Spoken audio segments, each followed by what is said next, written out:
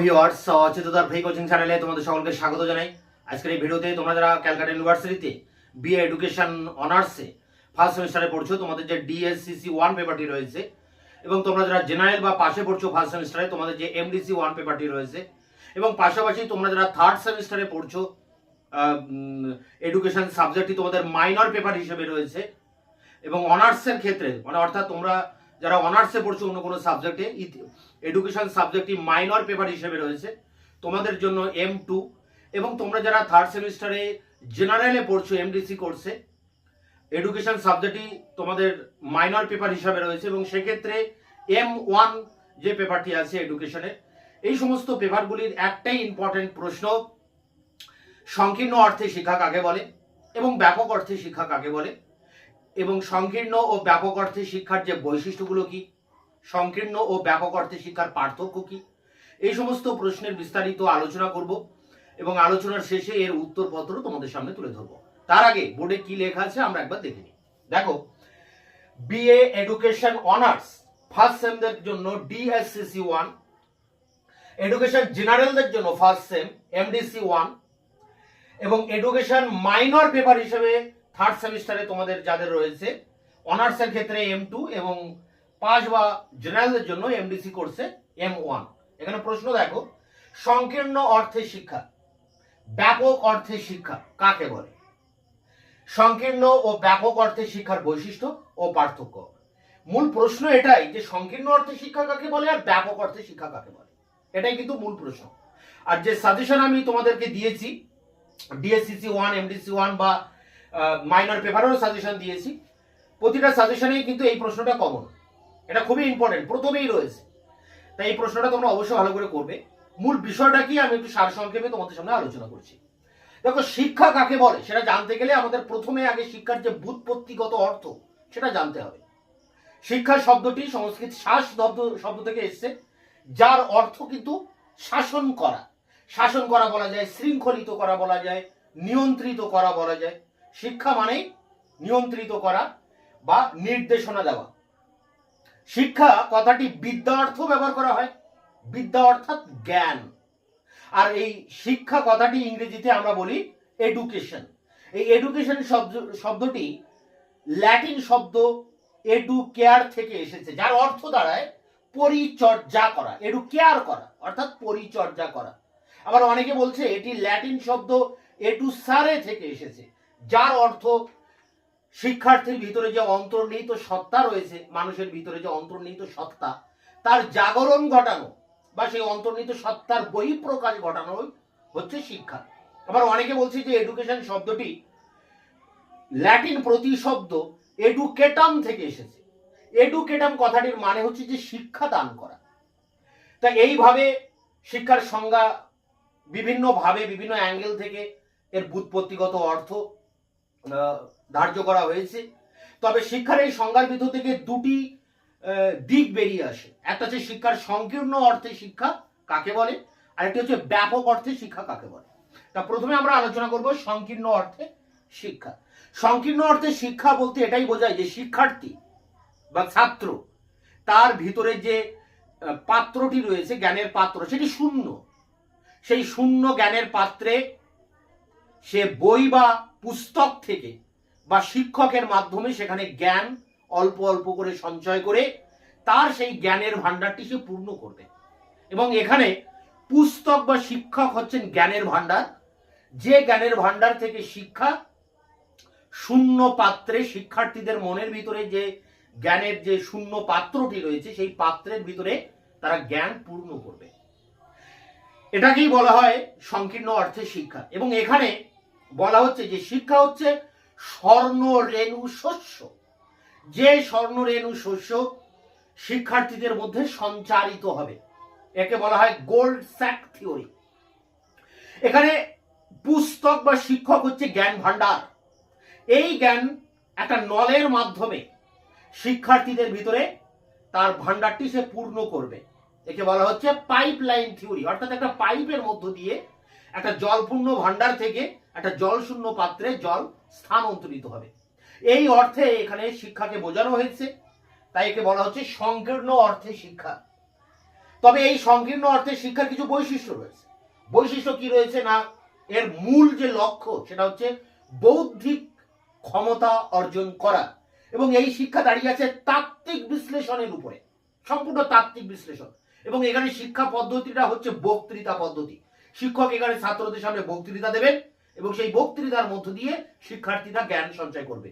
শিক্ষার্থীরা থাকবে নিষ্ক্রিয়, তাদের কোনো চাহিদা, স্বাধীনতা, আগ্রহ বলে কিছু থাকবে না, বা এগুলোকে গুরুত্ব দেওয়া হবে না।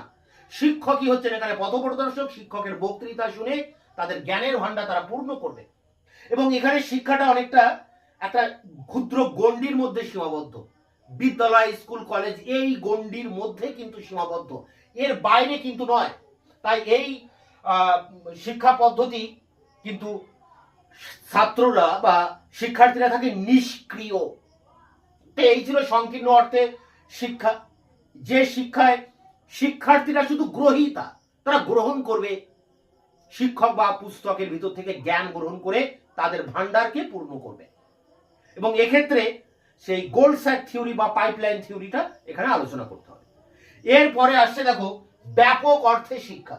তা ব্যাপক অর্থে শিক্ষার কিন্তু স্কুল, কলেজ, বিশ্ববিদ্যালয়ের গণ্ডির মধ্যে সীমাবদ্ধ নয়, এর বাইরে।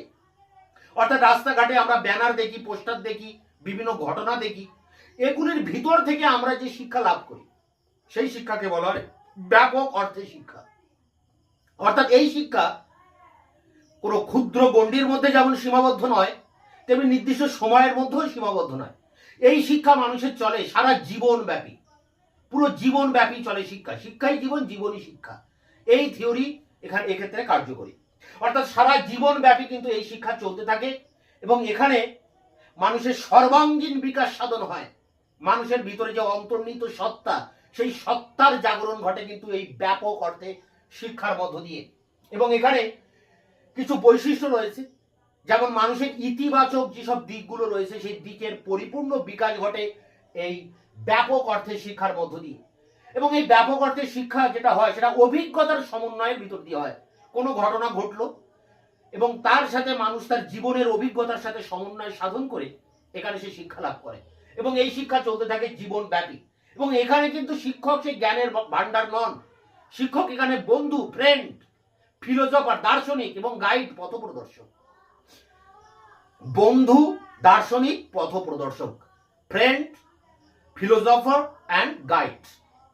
আর এর আগে সংকীর্ণ অর্থে আমরা শিক্ষককে দেখেছি তিনি জ্ঞানের ভান্ডার, তার থেকে জ্ঞান সঞ্চালিত হচ্ছে ছাত্রদের মধ্যে এবং সেখানে কোনো শিক্ষার্থীদের আগ্রহ, রুচি বা স্বাধীনতা বলে কিছু নেই। কিন্তু এখানে ব্যাপক অর্থে শিক্ষায় শিক্ষার্থী তার স্বাধীনভাবে এবং তার আগ্রহ, রুচি অনুযায়ী সেই স্কুল কলেজের বাইরের মানে গণ্ডির বাইরে বেরিয়ে সে পরিবেশ থেকে, সমাজ থেকে কিন্তু শিক্ষা লাভ করতে পারে এবং এই শিক্ষা তার জীবন ব্যাপী ধরে চলে।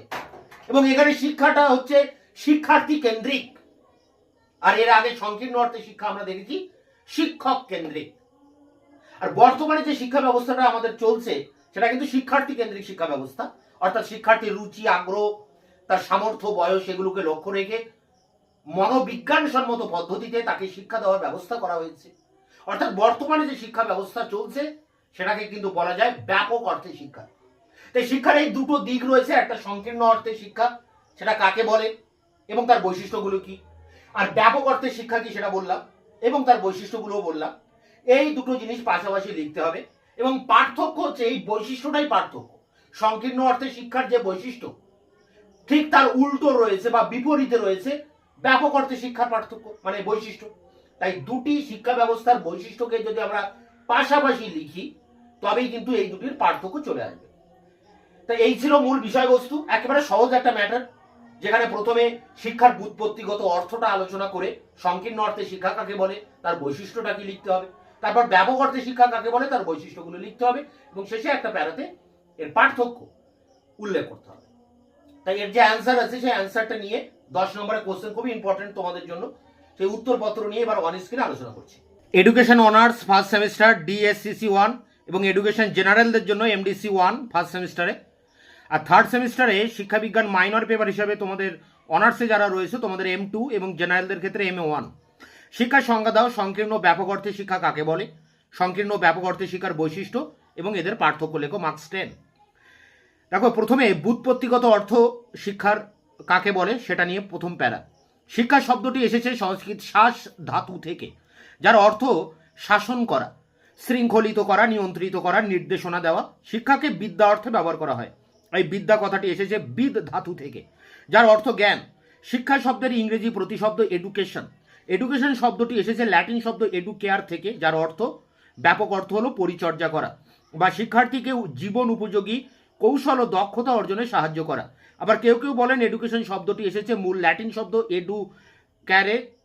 এডুসারে থেকে, যার অর্থ অন্তর্নিহিত সম্ভাবনার সামর্থ্য নিষ্কাশনে সাহায্য করা।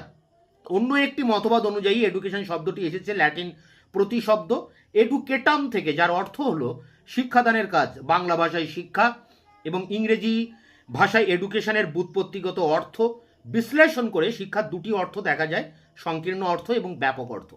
তা প্রথমে যেটা রয়েছে দেখো, সংকীর্ণ অর্থ, ন্যারো কনসেপ্ট। সংকীর্ণ অর্থে সঙ্গে শিক্ষার অ্যাক্রিয়েশন ধারণার অনেক সাদৃশ্য দেখা যায়। এই ধারণায় বলা হয় শিক্ষা হলো শিশুর শূন্য মনে ক্রমশ জ্ঞানের সঞ্চয়। শিক্ষক বা পুস্তক হলো জ্ঞান ভাণ্ডার, সেই জ্ঞান ভাণ্ডার থেকে স্বর্ণরূপ শস্য শিশুর শূন্য মনে সঞ্চালিত হয়। একেই গোল্ড স্যাক থিওরি বলে। শিক্ষক এবং পুস্তক হলো জ্ঞানের খনি, সেই খনি বা উৎস থেকে নলের মাধ্যমে জ্ঞানের স্রোতে শিশু শূন্যপাত্র ভরে ওঠে। একে বলে পাইপলাইন থিওরি। এইভাবে শিক্ষা দ্বারা বাহ্যিক জ্ঞান শিশুর শূন্য মনে সঞ্চিত হয়।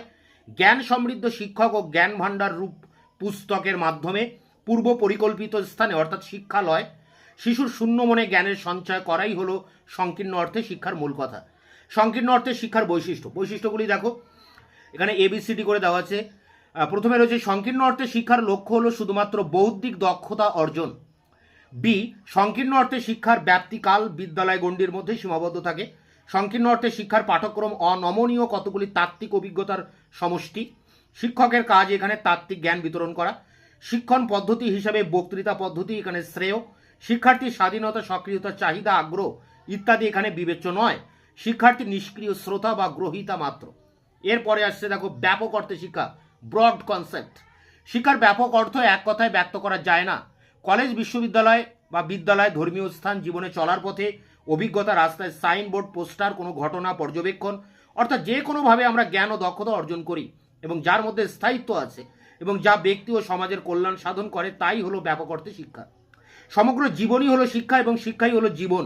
এই জ্ঞান অর্জনের উদ্দেশ্য, বিষয় এবং কার্যকারিতার ভিত্তিতে ব্যাপক অর্থে শিক্ষার কয়েকটি বৈশিষ্ট্য আলোচনা করা যায়। ব্যাপক অর্থে শিক্ষার বৈশিষ্ট্য প্রথমে রয়েছে শিক্ষা জীবনব্যাপী প্রক্রিয়া। Education is a life long process. ব্যাপক অর্থে শিক্ষা একটি জীবনব্যাপী প্রক্রিয়া। শিক্ষাই জীবন এবং জীবনই শিক্ষা। জন্মের পর থেকেই শিশু শিখতে শুরু করে। যতদিন ব্যক্তি বাঁচে ততদিন সে শেখে। মানুষ প্রতিনিয়ত তার পরিবার, সমাজ, পারিপার্শ্বিক পরিবেশ প্রভৃতির নিকট থেকে বিভিন্ন বিষয়ে জ্ঞান লাভ করে। বেঁচে থাকার জন্য প্রতিটি মানুষকেই পরিবেশের সঙ্গে মিথস্ক্রিয়া করতে হয়। এই মিথস্ক্রিয়ার ফলে মানুষ অভিজ্ঞতা অর্জন করে, অর্থাৎ শিক্ষা লাভ করে।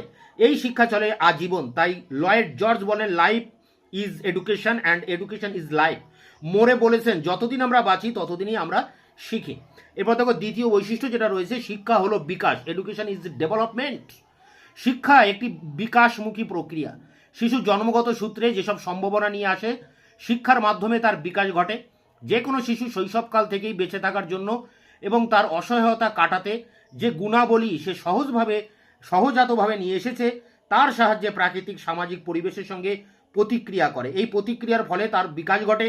শিক্ষাবিদ ডিউই এর মতে, শিশুর বিভিন্ন সম্ভাবনাগুলির পূর্ণ বিকাশই হলো শিক্ষার লক্ষ্য।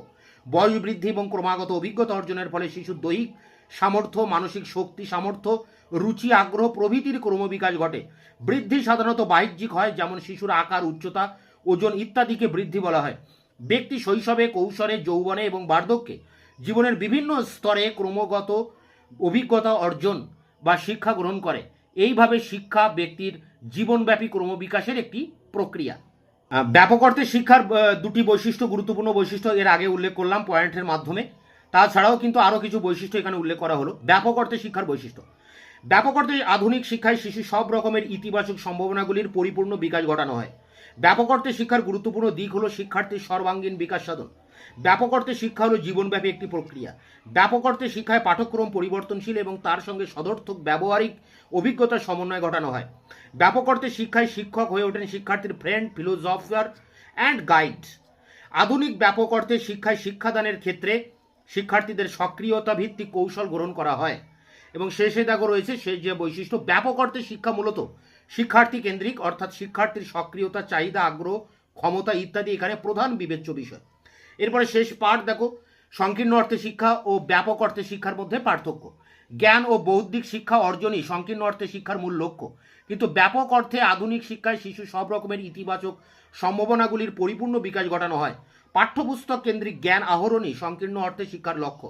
অন্যদিকে ব্যাপক অর্থে শিক্ষার গুরুত্বপূর্ণ দিক হল শিক্ষার্থীর সর্বাঙ্গীন বিকাশ সাধন।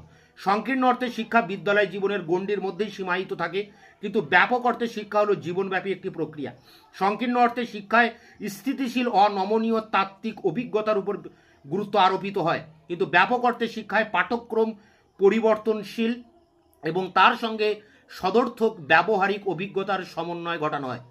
তো এই ছিল ব্যাপক অর্থে ও সংকীর্ণ অর্থে শিক্ষা কাকে বলে, তাদের বৈশিষ্ট্য ও তাদের পার্থক্য। এটি সংগ্রহ করে পরীক্ষার প্রস্তুতি নাও। তোমাদের এই পেপারের অন্যান্য প্রশ্নের উত্তর নিয়ে খুব দ্রুত আবার তোমাদের সামনে এসে হাজির হচ্ছি। ততক্ষণে চ্যানেলকে সাবস্ক্রাইব করে রাখবে, বন্ধুদের কাছে শেয়ার করবে, নিজেদের মতামত জানাবে কমেন্ট সেকশনে, এবং ভিডিওটি ভালো লাগলেও অবশ্যই একটা লাইক দেবে।